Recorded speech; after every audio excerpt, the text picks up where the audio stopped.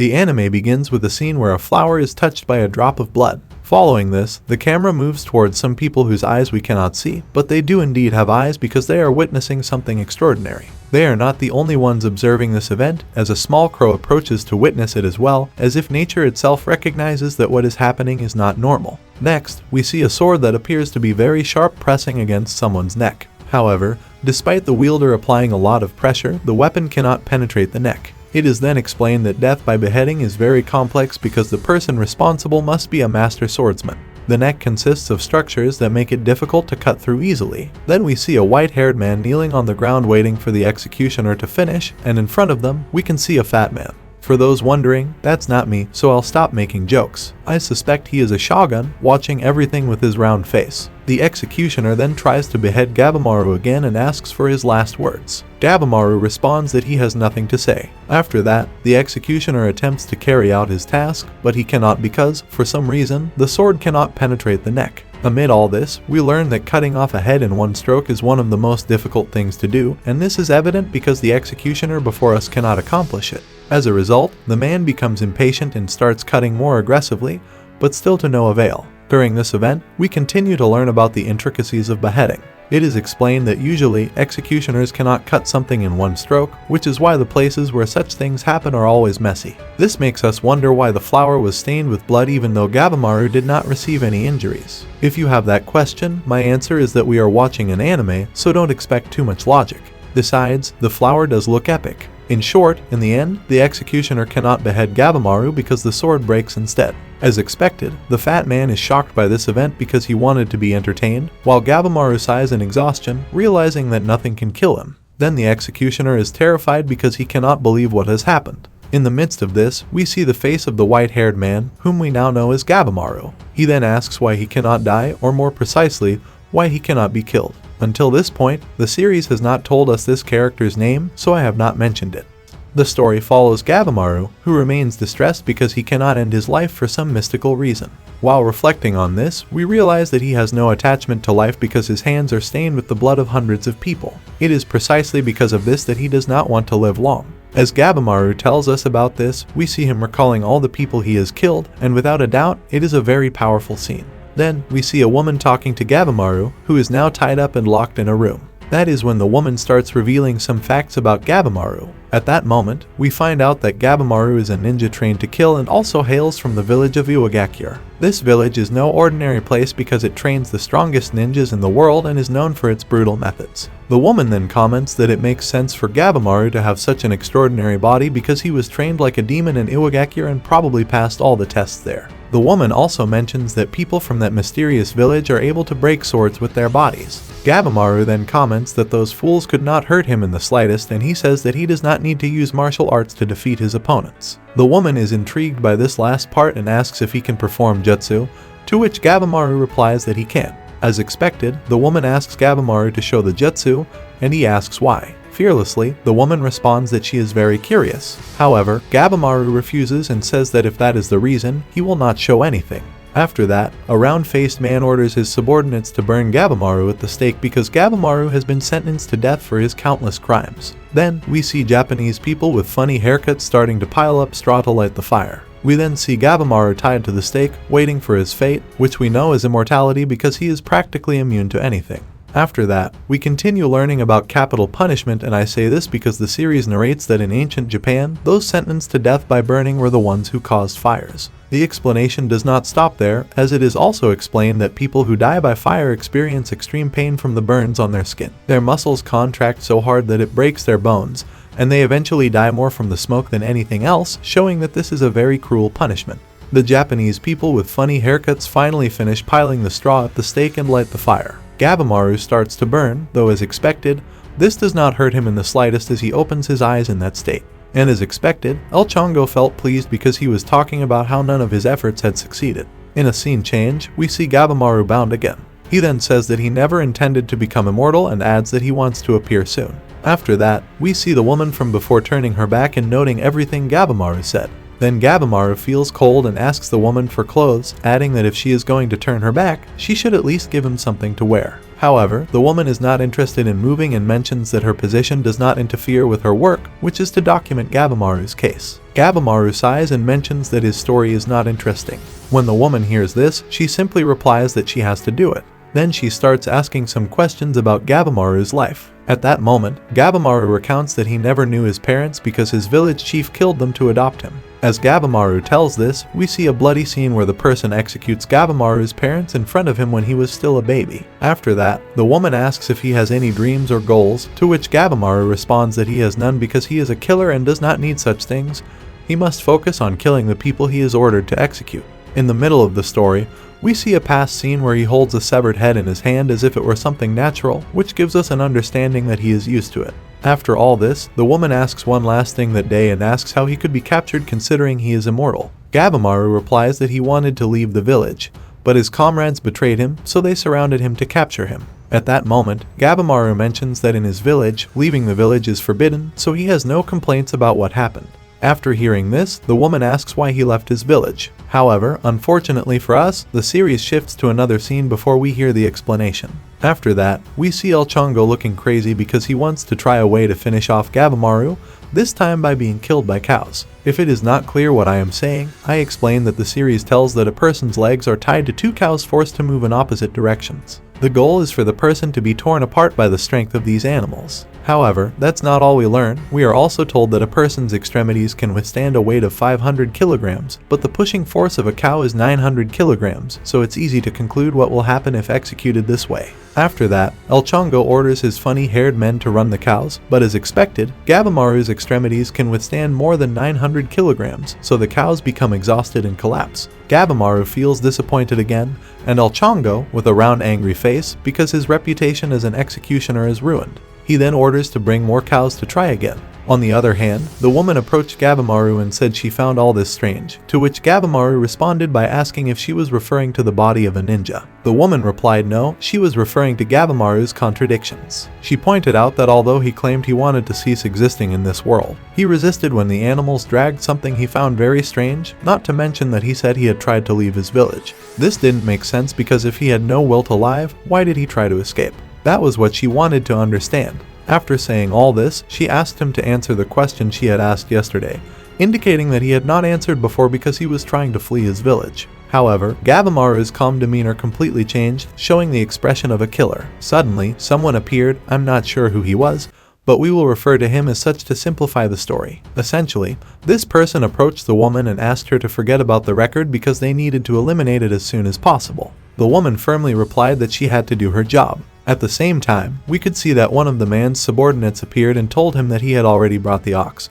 But the woman didn't care about that because all she wanted was to complete her report on Gabimaru's case. Thus, Gabimaru decided to answer her question, stating that it wasn't very important. He then explained that in the village of Guagara, he managed to rise to the highest hierarchy because he was the best assassin among them. Consequently, the village leader gave him his daughter's hand. However, the girl was entirely different from what he had imagined because, despite growing up in the land of assassins, she didn't know much about the world as she was very kind and religious. Eventually, he got used to living that way, and as a result, his abilities dulled, so he decided to abandon his role as a ninja to live with her. The village leader initially seemed reasonable and asked him to undertake one last mission, but as expected, it was all a trap, and many ninjas ended up capturing him. Gabimaru decided to surrender and let himself be caught. This led to his current state where he awaited his final fate, which seemed not to come because he was practically immortal. Later that night, the woman learned that Gabimaru was nicknamed Gabimaru the Hollow because he eliminated all his rivals with an expressionless face. But that wasn't the only thing. She also heard a story where Gabimaru defended himself against 20 ninjas and killed them all, which she found very contradictory since he claimed he wanted to die. The next day, Gabimaru was sentenced to death by boiling oil, but that also had no effect. When the man saw this, he was terrified and soiled his pants. But at that moment, the woman said that the time had come. Meanwhile, Gabimaru wondered why he resisted dying and said he was hollow and had nothing to lose. To end this game, he decided not to resist next time. But to his surprise, something different happened because the man ordered Gabimaru to be taken to the ritual chamber. When they arrived, he met the woman documenting his case, revealing that her name was Aseman Sajiri, a sword expert from the Aseman clan known for their swordsmanship. Not only that, but Sajiri was also nicknamed the Executioner. After that, she tried to execute Gabimaru, and he quickly realized that the woman was genuinely trying to attack, but he decided to dodge. However, she still managed to slightly wound his neck. Thus, Gabimaru felt the fear of death. Next, he commented that he had taken note of his case to properly eliminate him and realized that Gabimaru had an abyss within himself. However, he was wrong in one thing, which was that Gabimaru did not want to lose his life and had been pretending to be resigned because his true desire was to live for his wife whom he loved. After that, we see a scene where he loves his wife deeply, and she feels the same for him. As usual, they both want to live peacefully without fearing that one of them might die. For this reason, Gabimaru told the village chief that he would leave his role as a ninja. Unfortunately, that person was trash. Initially, he accepted the request, but later he betrayed Gabimaru. Additionally, he also burned his daughter's face so that the men in the village would reject her. So, without a doubt, there was something evil in all of this. Back in the present, Gabimaru continues to evade Sajiri's attacks. However, in the end, he stops and shows an official document issued by the shogun stating that if he cooperates with them, all charges against him will be dropped and his death sentence will be lifted. Moreover, he explains that due to the shogun's rank, the village and Wakir would not be able to pursue him anymore. However, to obtain this protection, he must go to the paradise on earth. Then, we learn that a place similar to Nirvana was recently discovered, and in that place, there is an elixir of life that grants immortality to anyone who drinks it. Due to this rumor, many soldiers were sent there, but they all returned transformed into flowers. For this reason, the shogun decided to send criminals sentenced to death for a new expedition to Nirvana. After narrating this, Sajiri says that her task is to find the strongest criminal who wants to live. Upon learning this, Gabimaru accepts the offer because he wants to gain protection to reunite with his wife. However, the shogun controlling the prison says he will not let him escape. At that moment, Gabimaru asks if he still wants to see ninjutsu, to which he replies yes. A few seconds later, Gabimaru performs fire ninjutsu and uses his power to eliminate all the guards opposing him. After that, he sets his goal to find the elixir of life so he can reunite with his wife, returning to his wife who is waiting for him at home. After that, we see Sajiri remembering the moment when she saw her father carrying out an execution. She was shocked at that time because the convict wanted to die while telling a funny anecdote. And after a few minutes, the executioner, who was Sajiri's father, beheaded him in such a way that the convict didn't even realize what was happening. In the end, the subject was able to finish his anecdote. Sajiri was impressed and tried to imitate her father's method, as the beheading was so precise that the convict felt nothing. When she reached the age where she could execute people, she did it very well. The series shows how she executed the beheading so impressively that the subject's body seemed to be made of butter. Due to her outstanding performance, she received praise from many people. However, Sajiri also felt fear and had disturbing visions of the people she executed, which continued to haunt her. We see that she feels the bodies of her victims trying to creep towards her, and as expected, she doesn't like it. In Sajiri's memory, we see a man with an eye patch and red hair approaching her to give some advice. The man commented that in Sajiri's executions, there was fear and doubt, so the convict ended up feeling pain because Sajiri's sword was not fully effective. When Sajiri heard that, she said she would try to fix it. Then we see her continuing to practice and beheading others, but she still feels scared and hesitant. Although her skills are above average compared to other executioners, she is still far from achieving the perfect beheading like her father. In the midst of practice, a red-haired man with an eye patch approached her and told her to look at the eyes of her sword. When Sajiri looked, she was shocked because she could see the expression of pain from the condemned. She once again had terrifying visions where the dead tried to catch her because they couldn't rest in peace due to their last painful memories of this world. She hoped the condemned wouldn't feel anything, neither suffering, hatred, nor anything similar, like unplugging a television that just turns off. Her executions were imperfect, causing the spirits of the victims to try to capture her. We see a powerful scene where she is naked, surrounded by the hands of the decapitated criminals. She continues with the executions, and we learn that until now, she hasn't been able to reach her father's level. In each execution, she has many doubts, and with every new victim, a new ghost joins the list of those chasing her. After all that, we see her placing something on Gabimaru's face and preparing to eliminate him, or so it seems. However, in the end, it doesn't happen because the object was used so that the criminals couldn't see the shogun, as they had no right to see him. After that, we see the characters on a beach somewhere where the shogun's servants set up an open tent to gather the criminals. Sajiri and Gabimaru arrive at the tent where the criminals are gathered and are officially received by the shogun and his guards. They are informed that they will have an audience with the ruler, but as mentioned earlier, their faces are covered so they can't see him. This angers the criminals, and they respond with fury. After that, Sajiri looks at some of their biographies and realizes that their crimes are so cowardly that she can't comprehend them. However, Her thoughts are interrupted when the main character complains about not being able to breathe and wants to see the ruler directly. Sajiri then tells him to be quiet, or the paper mask will be a small issue compared to other problems. Then, an officer with a loud voice reads out the secret orders that they must go to Nirvana and bring back the elixir of life, and in this way, they could gain official pardon and freedom. This excites the criminals, and one of them is so excited that he says he wants to gain pardon so he can go back to committing evil deeds. As expected, this person is very evil, and when Sajiri realizes his presence, she asks herself if in this situation she could eliminate him without hesitation and thus achieve her goal of performing the perfect cut. You know, it's something we all think about. Next, we see a woman named Yuzura behind the main character. At that moment, she recognizes him and mentions that he is quite well known in the underworld and has a reputation for being cold-blooded and fighting like a madman. However, Yuzura adds that the main character is shorter than people say, so she feels disappointed. In the middle of the conversation, Sajiri observes everything and asks if the main character is just like the other criminals or worse, adding that she had been watching Gabimaru closely, but since he agreed to join the search for the elixir of life, he hasn't shown any spirit or interest in anything. After that, he used his sword to investigate further and was disturbed by what he saw. Then, one of the second spokesmen described the island they had to go to, mentioning that it looked like paradise on Earth. As expected, the group of people who heard the announcement immediately became doubtful and began to behave noisily, thinking that everything they were told was false. They were then ordered to remove the masks they were wearing and shown something shocking, a man sitting with flowers growing from his body. It was explained that this man was the sole survivor of a recent expedition in which 60 other people disappeared. As one might expect, people started whispering to each other because of how strange this situation was. The condemned prisoners began to feel anxious and fearful as they saw a corpse filled with flowers growing out of its body. Although now I think it's something that happens in real life when someone is buried, it's better to leave this gruesome topic behind. On the other hand, the fact is that seeing the collective dissatisfaction, the officials assured them that they did not need to worry and that the flowers they saw were a mystical blessing. However, the prisoners were enraged because they felt belittled. Then, one of the royal officials shouted while crying that they were condemned to death and should be grateful for dying in such a beautiful way. As expected, the criminals wanted nothing to do with the journey to Nirvana Island because the risk was too high and there was no guarantee they would return alive. Even though it was clear, the authorities hoped that the condemned would appreciate this unique opportunity and not waste it. However, the criminals seemed not very convinced by the official's speech and remained worried about the supernatural threats they might encounter on their journey. Some of them began to doubt the safety and authenticity of this mission, commenting that there was a high possibility that the elixir of life didn't even exist and that everyone who went would die in vain.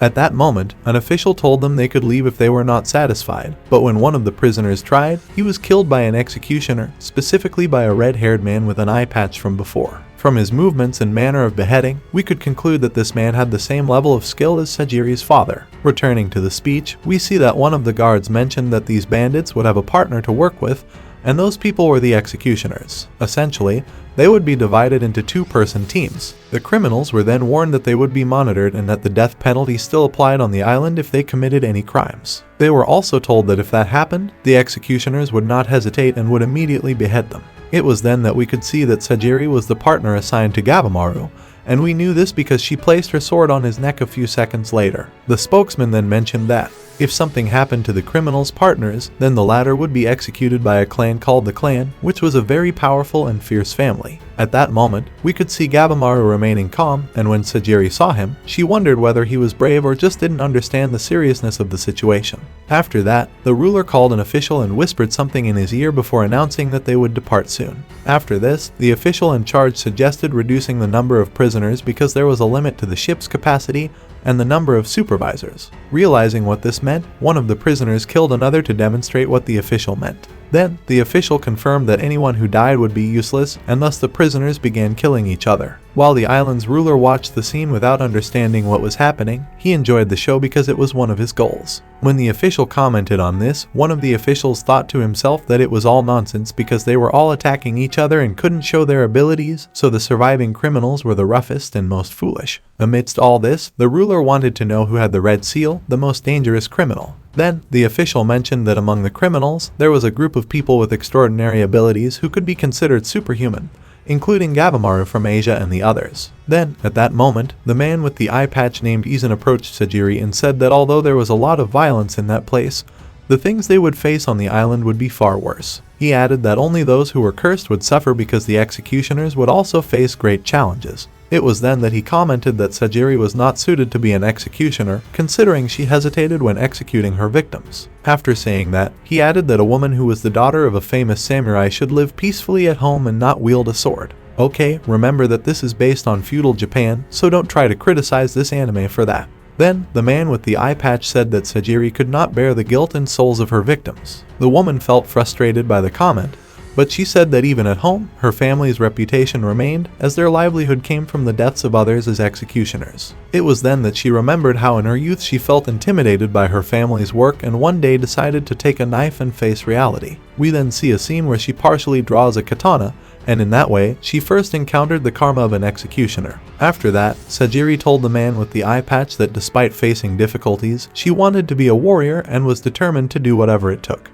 In the midst of this situation, the criminals realized that if things continued like this, they would all die, so they decided to unite and escape from the samurai guards. With this in mind, some criminals tried to attack Sajiri, thinking of her as a weak target. At that moment, Izan prepared to stop them, but Sajiri stepped forward and said she would handle everything. With that, she drew her sword and with a few precise moves managed to behead her opponents in seconds. However, she hesitated again and caused pain to her opponents, as seen when we saw the lifeless heads of the cursed ones. Okay, this part is quite terrifying. Because of this, Sajiri feels bad for not being able to remain calm during the execution. In the midst of this, the main character comments that no one can remain calm when taking another person's life, and at that moment he draws everyone's attention, including Sajiri, who is lost in her thoughts. However, Gabimaru's voice brings her back to reality. Next, we see how the main character manages to approach the shogun without anyone noticing. As expected, the guards panic because they did not anticipate this. Nevertheless, instead of causing a massacre, he suggests finding a less brutal way to choose the travelers who will go to Nirvana, adding that if they continue like this,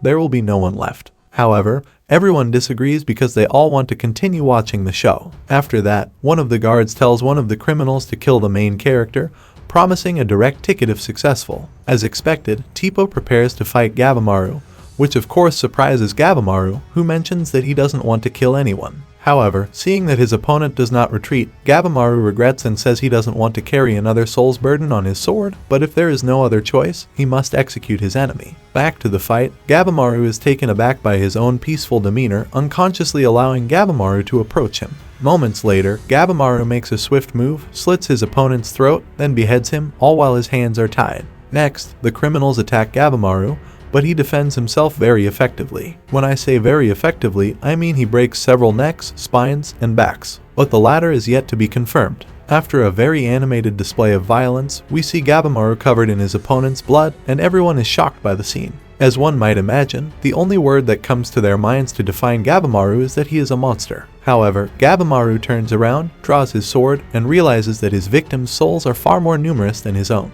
He then mentions that they cannot even imagine the suffering Gabimaru endures after killing his opponents in such a brutal and cruel manner. Gabimaru then comments that he is ready to face the consequences and karma of his actions, so he is not afraid to execute his opponents when necessary. Amidst all this, Sajiri has a revelation after witnessing Gabimaru's battle. She realizes that she doesn't need to eliminate her fear of beheading but must accept the emotions and karma that come with the action, just as Gabimaru does. After that, the officials announce who will be part of the Nirvana expedition, and among them is Gabimaru. However, he is not alone, as Yuzuhira, Tamiya Gantotsusai, Nurugai, and several others are also on the list. They also mention individuals like Majima Rokuroda, Chobaza, and Nurugai, who are also chosen for this mission. In total, there are 10 people and each will be overseen by an executioner. Later, we see Gabimaru on a ship, and after traveling, he finally arrives at the island of Nirvana. When he sees the place, he is stunned by the aura it emanates. While Gabimaru arrives at the mysterious island, he recalls a leader who showed immortality. Clan members attack him with many weapons, causing many deadly wounds,